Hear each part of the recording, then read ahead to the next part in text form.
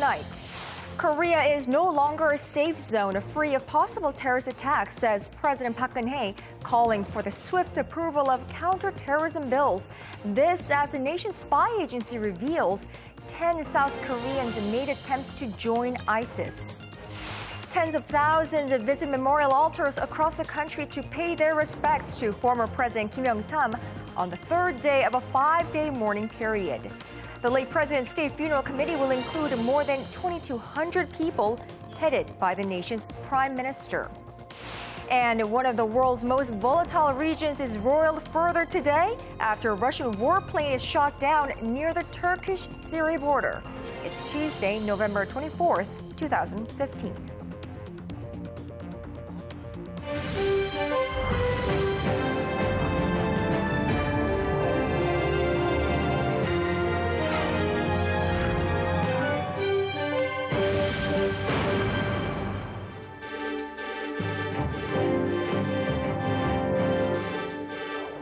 Good evening to our viewers in Korea and hello to those around the world. I'm Moon Connyoung and this is News Center. Korea is no longer immune from terrorism danger. That's according to President Park Geun-hye during an unscheduled cabinet meeting earlier today. She wants Parliament to swiftly pass pending anti-terrorism bills, some of which have been sitting there waiting for approval for more than a decade. Arirang News' Park Ji-won has our top story tonight. No longer a safe zone as far as terrorism goes. That is how President Park Geun-hye referred to Korea during an emergency cabinet meeting on this Tuesday morning. The Korean leader urged effective action in addressing the threat of terrorism, calling on her government to beef up the country's readiness for any potential threats.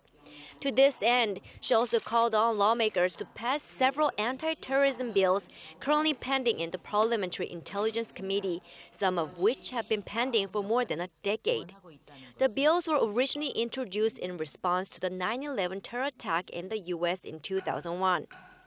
Since then, their approval process has been stalled due to disputes among lawmakers about the extended role outlined for the nation's spy agency. 우리 국민들의 생명과 안전은 정부만의 책임이 아닙니다. 국민들의 선택을 받은 정치권 전체가 국민들을 지켜야 할 의무가 있는 것입니다. The president also called on the assembly to swiftly ratify currently pending 3 FDA deals with China, New Zealand, and Vietnam, as well as other economy-related bills, including those related to labor reform and the service industry, in order to revive the ailing economy. President Park also had sharp criticisms for lawmakers, accusing them of neglecting their parliamentary duties. 맨날 앉아서 립 서비스만 하고 경제 걱정만 하고 민생이 어렵다고 그러고 자기 할 일은 안 하고 이거는 말이 안 됩니다. 위선이라고 생각을 합니다. She also expressed her concern over a massive public rally held in central Seoul earlier this month. An estimated 70,000 people from roughly 50 groups joined the rally to protest the administration's policies. Calling the rally illegal and violent, she said protesters were attempting to paralyze the government and circumvent the rule of law, and demanded stern punishments for all illegal acts committed during the event. Park Ji-won, Arirang News. Korea may be more vulnerable to terrorist attacks than imagined. The nation's spy agency says it found out earlier this month that 10 Korean nationals attempted to join ISIS. Officials claim this latest revelation highlights the risk of terrorist activities inside this nation. Arirang News' Connie Kim has more.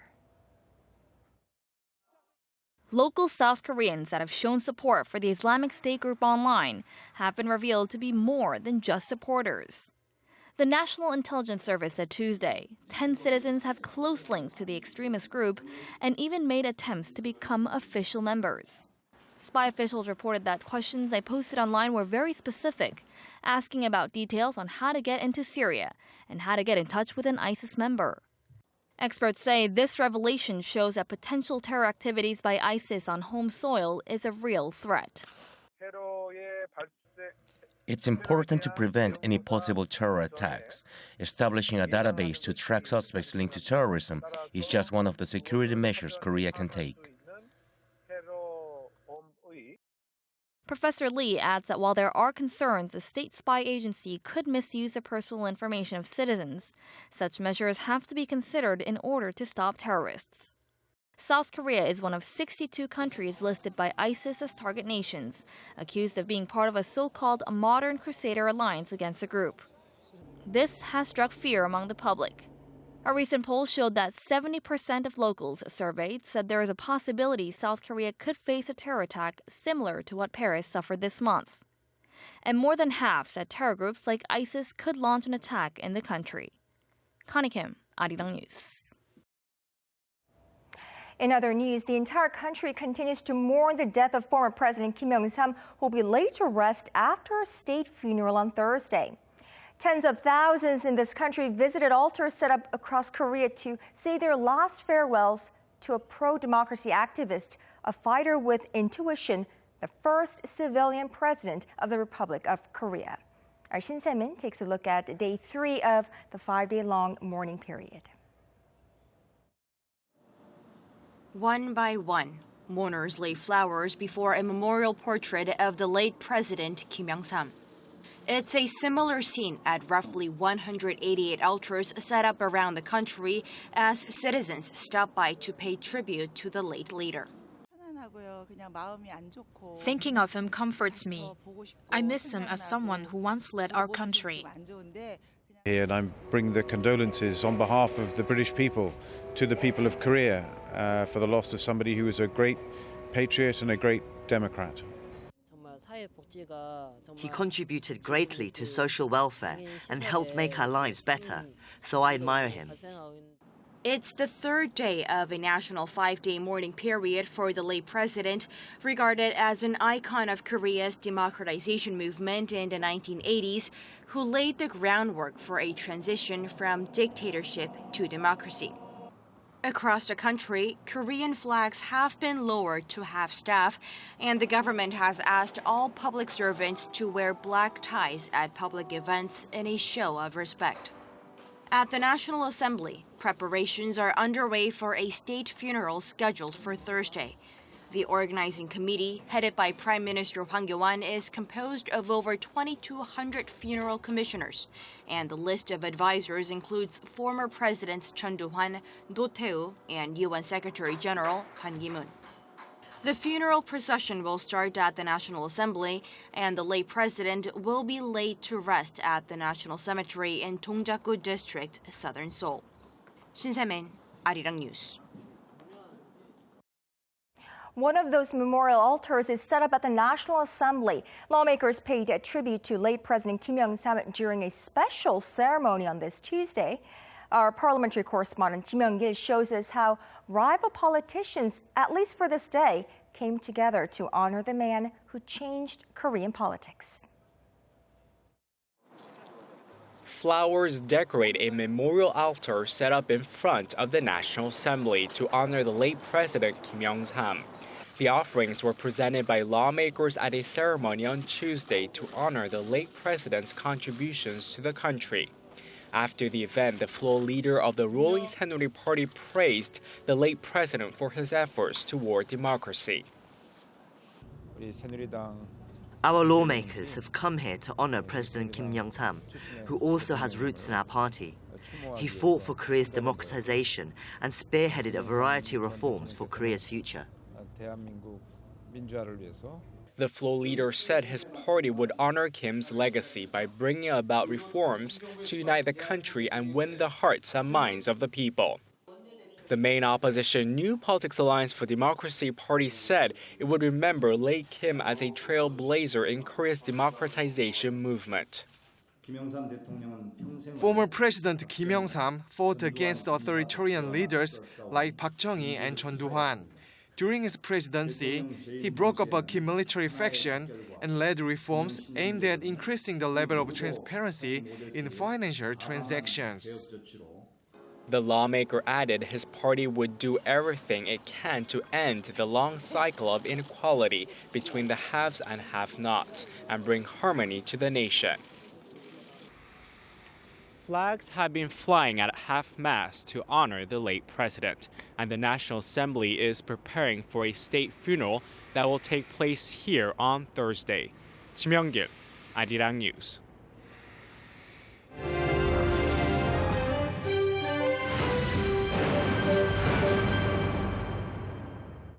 Preparations for inter-Korean working-level talks scheduled later this week seem to be running smoothly.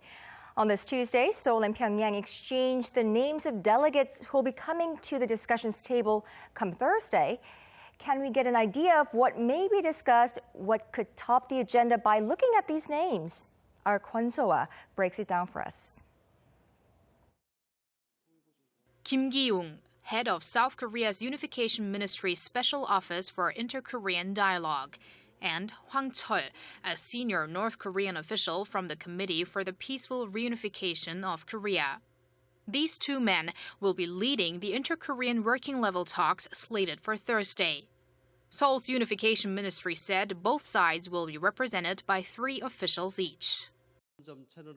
North Korea has proposed holding working-level talks on November 26th in Panmunjom. We accepted the invitation and we will be discussing details for holding governmental talks. The ministry previously announced that Kim Ki-young would lead the delegation, just as he had done in 2013.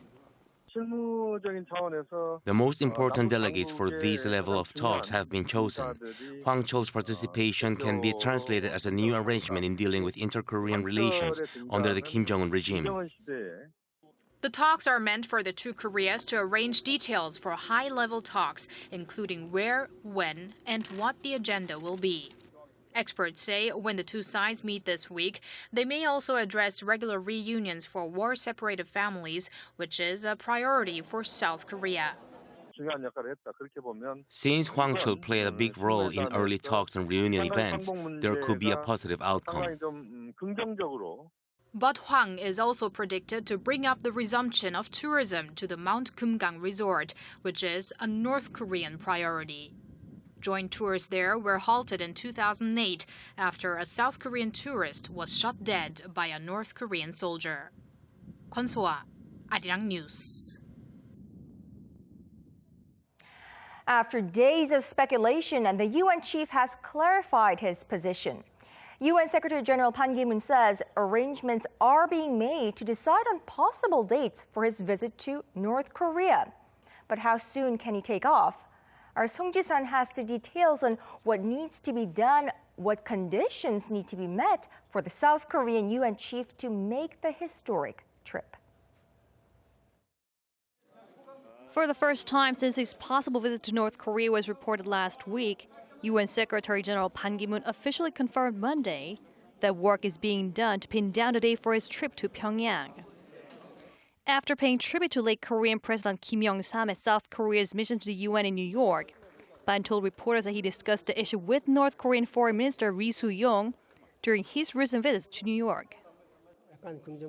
We are receiving positive signals from Pyongyang and are currently arranging when will be a good time to visit North Korea. Nothing has been decided yet, but I can say that we are trying to make it happen at the earliest date possible. As for how soon the visit could take place, it's hard to determine. Bringing peace to the Korean peninsula and countering climate change have been the UN chief's main objectives. But coming up, he has a very full schedule with the UN Climate Conference set to open next week in Paris. And now, tackling terror threats ahead of that conference has become another leading global issue. There's a chance this trip can be postponed to January or February next year. The terror attacks in Paris and North Korea's human rights issues could also delay his plans for a visit. North Korean leader Kim Jong-un could also try to use the visit as an opportunity to show that Pyongyang holds the key to improving inter-Korean relations. It is generally viewed that if the trip is realized, it will be a win-win for both parties. The North Korean leader will be able to exhibit his leadership by sitting down with the UN chief, while for Ban, whose term ends next year, a visit to Pyongyang would mark a major career achievement. Song Ji-sun, Arirang News. Korea's indigenous fighter jet program has hit a major stumbling block as the technology transfers of some that are key to the development of this project may be delayed. Arirang News defense correspondent Kim Youngsam joins us from the nation's defense ministry.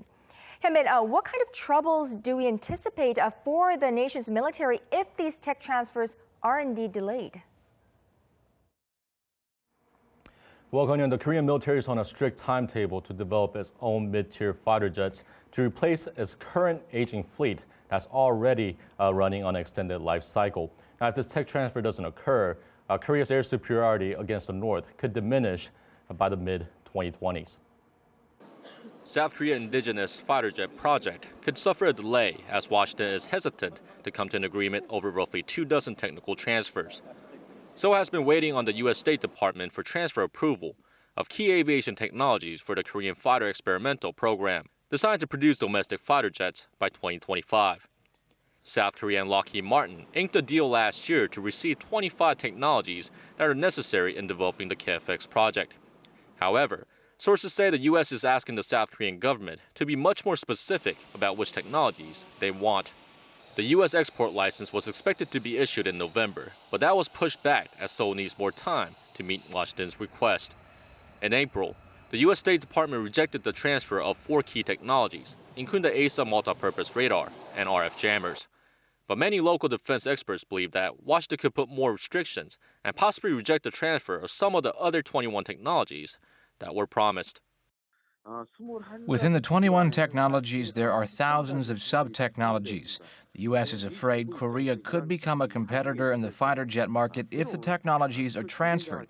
So it's highly likely Washington could just restrict the transfer or slap on additional constraints. The KFX project aims to produce 120 fighter jets to replace the old F-4s and F-5s that are currently in use right now.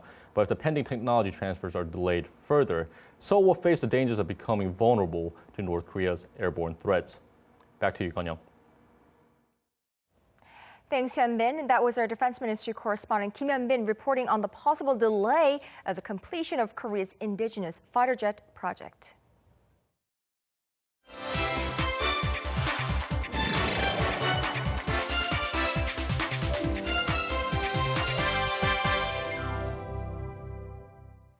A developing story, Turkey has shot down a Russian fighter jet along its border with Syria. Bruce Harrison joins me live in the studio for more.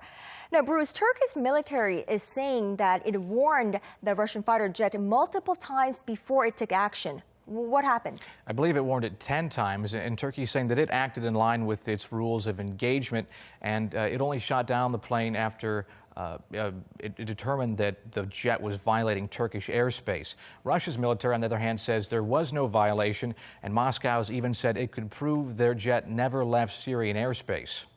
What about the pilots and the area that it crashed in? Based on preliminary evidence, Russia's defense military says the pilots appear to have ejected from the plane before it slammed into a mountainside. Rescue helicopters are searching for them now. This is a forested, mountainous area that Russia and Syria have been bombing, much to Turkey's displeasure. It's Syrian territory, but borders Turkey, and it's home to Turkmen, or ethnic Turks living in Syria. Just last week, Ankara summoned the Russian ambassador to protest the bombing of Turkmen villages. The Syrian Observatory for Human Rights monitoring group said pro-government forces have been battling insurgents in the border region. This is the first time a NATO member's armed forces have shot down a Russian jet, Russian or Soviet military aircraft since the 1950s. There's been concern different countries' fighter jets could get caught in each other's crosshairs, and now it's happened. The crash comes right as France is escalating airstrikes in the region and asking world powers to join its campaign to destroy the Islamic State.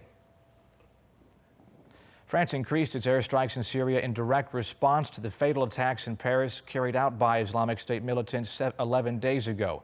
There's a manhunt in France and Belgium for suspects tied to the attacks that killed 130 people.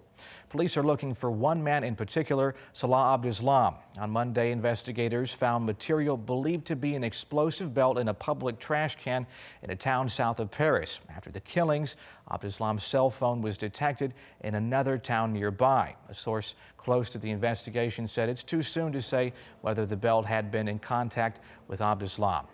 Amid the search for Abdeslam and other attacks, such as the hotel killings in Mali, countries are warning their citizens to travel safely. The U.S. State Department has issued a global travel alert for Americans. It said U.S. citizens can still travel, but should remain vigilant, especially in crowded places. Well, that warning comes just ahead of, preparations for traveling for millions of Americans for Thanksgiving, in upcoming Thursday, right? And there's another impact that these terrorist activities are having on these holiday travelers. High gas prices. That's correct. After this Russian jet was downed by Turkey, gas prices in the Middle East jumped. And on top of that, the U.S. dollar has been weaker, and that's impacting prices as well. But most importantly, what's happening in the Middle East, global tensions are a big concern when it comes to crude. An analyst at Swedish financial group SEB said news of the jet crash in Syria is a reminder there's still a lot of risk in that region. Right. The rise of ISIS there has contributed to the instability in that region, and geopolitical concerns often lead to a cut in supply of oil. You'll see that, but there's a lot of variables at play. Look at travel in Europe right now. Because of the attacks, less people are getting their cars, so the demand for oil is down. Like I said, competing factors at play. While you have a cut in supply, you actually have a drop in demand in Europe. So the market's kind of flip-flopping. A double sword there. All right, Bruce, thank you so much for that.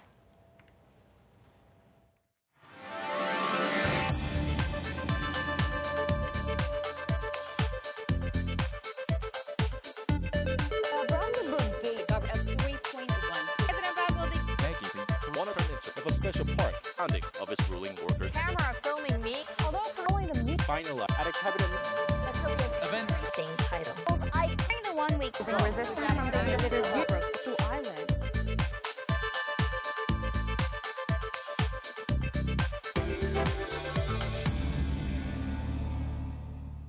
Household borrowing in Korea climbed at a record pace in the third quarter of this year.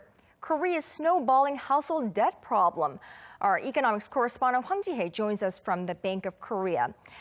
Ji-hye, the growing size of the nation's household borrowing has been cited over and over again as one of the major potential risks for the economy. What's new this time?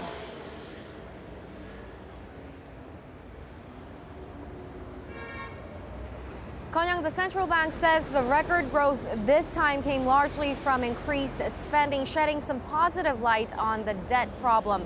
Still, many are concerned it will become a sticking point for the country's recovery momentum.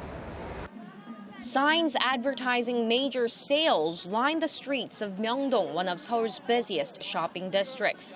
The sale events are part of a campaign kicked off recently by local retailers that's similar to the Black Friday event launched by the Korean government last month. I didn't know shops were having sales, but they were. So I bought more than I was going to. These measures to jumpstart spending are good for the economy, but they also come with a price for the consumer: high credit card bills. The Bank of Korea says third quarter household debt, which includes sales on credit, grew at its fastest pace since 2002 when the data was first compiled. The amount of debt stood at over $1 trillion as of the end of September, up roughly $30 billion from the end of previous quarter. The growth of household loans slowed down slightly in the July to September period from the quarter before, while sales on credit shot up during the same period. Still, experts say it's too early to feel at ease just yet, as sales on credit take up just a small portion of total household debt.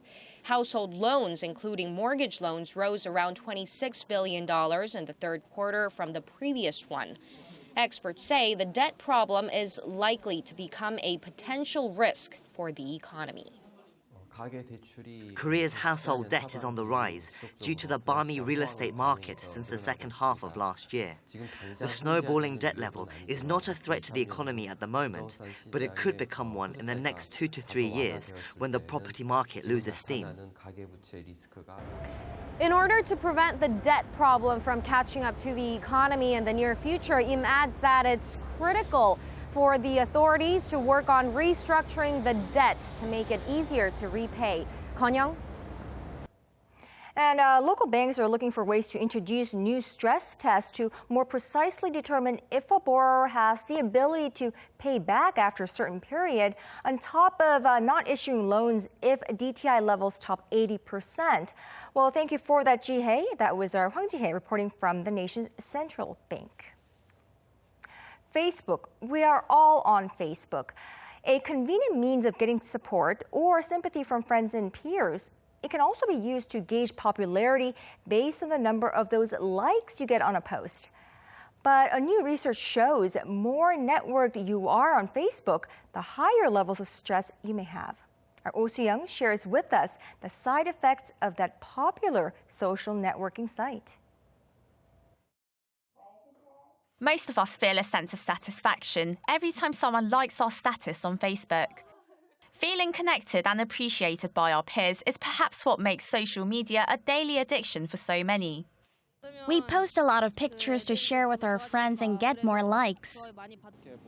I go on Facebook about 5 times a day, and when someone likes my post, I feel connected to them and, in a way, accepted by them. That may be true for a lot of us, but a recent study shows that the more Facebook friends you have, the more stressful it could be, especially for younger people. Canadian researchers at the University of Montreal measured the levels of cortisol, the so-called stress hormone, of 88 teenage Facebook users. It found that those with more than 300 Facebook friends had higher cortisol levels. While the heightened stress levels weren't attributed entirely to Facebook, the report showed that the popular social network was responsible for 8% of the increased stress. And higher stress levels are known to increase the risk of depression, among other problems. To cope with stress, our bodies produce the hormone cortisol, which stimulates glucose production. If stress levels stay high for a long period of time, this can lead to a weakened immune system and obesity. But the study also shows that cortisol levels go down when you like a friend's status or send them an encouraging message. So instead of checking the number of likes you get on a post every 10 minutes, you might want to go out of your way to give others a thumbs up instead. Oh Soo-young, Arirang News.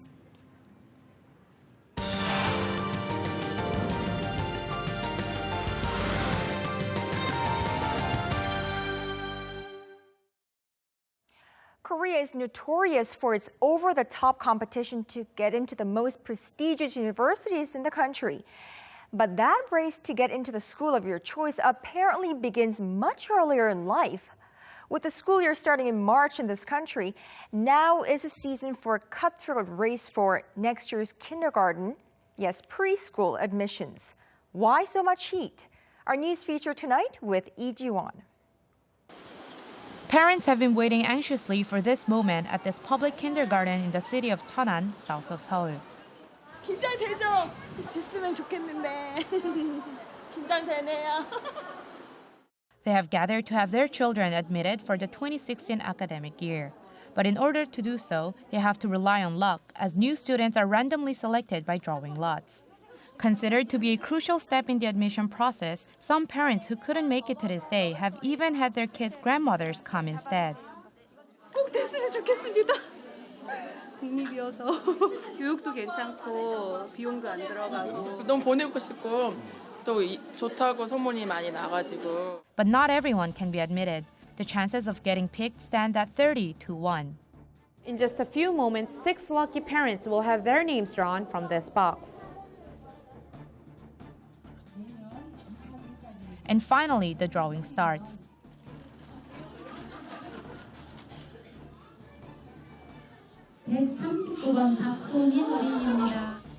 Those who have their numbers called out smile broadly in relief and joy. Those who didn't make it can't hide their disappointment. I wasn't expecting my number to be drawn because the chances are so slim, but I am so glad to have been selected. More than 500 parents came today in the hopes of getting their names drawn, but only a few smiled on their way back. What is the reason for this kindergarten admission crisis? Public kindergartens are relatively more affordable than their private counterparts, and they are sought after by parents looking to provide their kids with quality preschool education. According to data from 2014, sending a child to a public kindergarten costs about $7 a month for parents. Sending the child to a private kindergarten would cost about $169. The number of public kindergartens in this country cannot accommodate the high demand. Only about 21% of Korean preschoolers attend public kindergartens, while the ratio is about 69% on average among OECD countries. Despite the ongoing problem, the government has largely been focused on education policies and budgets on elementary, middle, and high schools, putting the burden of early childhood education on the parents' shoulders. A government policy drafted in 2013 supports tuition of all preschoolers between the ages of 3 and 5, but a legislative notice made last September limits the number of new public kindergartens nationwide, thus aggravating the situation. According to Korea's Education Ministry, other facilities such as daycare centers and nurseries can accommodate the needs of preschool children in lieu of public kindergartens. Instead of building more public kindergartens, the government should make better use of private ones. There are enough private kindergartens already running, not to mention that building new public kindergartens is financially difficult. Many say that finances and budgets should not overshadow the importance of education. Reducing the number of new public kindergartens because of budget means that the government is not fulfilling its role for the nation. As the government promised to take full responsibility of early childhood education, it should stand by its pledge and build more public kindergartens. Experts say a feasible solution to the early kindergarten admission crisis would be efforts made by both parties. Parents should not place the full responsibility of early childhood education on the government, and the government should adopt a policy that better accommodates the growing demand for public kindergartens nationwide. 이지원, 아리랑 뉴스.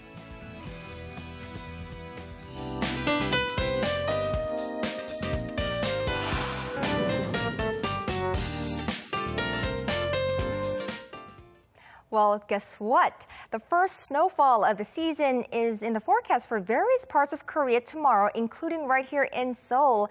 But word has it, Korea's eastern Gangwon-do province has already been blanketed by heavy snow. For details, let's go over to our Jihan at the Weather Center. Jihan. Good evening. It's been snowing all day in the mountainous regions of Gangwon-do province with a heavy snow advisory in place with up to 50 centimeters of more snow expected by tomorrow. And the rest of the Gangwon-do province and northern parts of Gyeonggi-do province will see rain turning into snow with amounts to range between 1 to 7 centimeters. Meanwhile, the rest of the country will see either rain or snow tomorrow. And as for here in the capital, a mix of rain and sleet is in the forecast in the morning and the evening hours. So as Connyoung just said, we could see the first snow of the season. So you might want to take an umbrella with you and bundle up when heading out, because it's going to be a very cold morning tomorrow. Daily low here in the capital will only start out at 2 and 5 for Daejeon and Daegu, and Busan and Jeju will kick off at 8 and 10 tomorrow morning. And it's going to stay cold throughout the day tomorrow. In fact, here in the capital, the daily low will be about 6 degrees lower than seasonal average, only topping out at 4, 7 for Daejeon and Daegu, and 11 over in Busan. But tomorrow is just the beginning of a cold snap, because by Friday morning, we'll wake up to a freezing -5 here in the capital. That's Korea for you, and here's a look at the weather conditions around the world.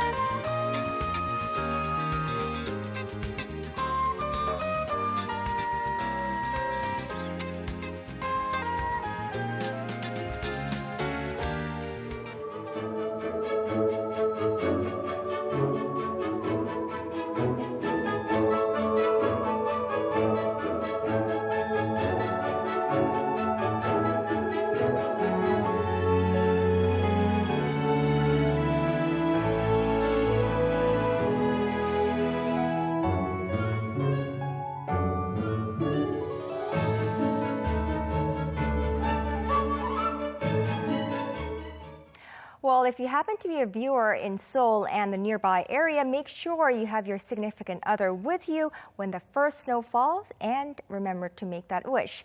That is our broadcast this Tuesday evening. I'm Moon Connyoung. Thank you everyone for watching. We hope to see you right back here, same time tomorrow on NewsCenter.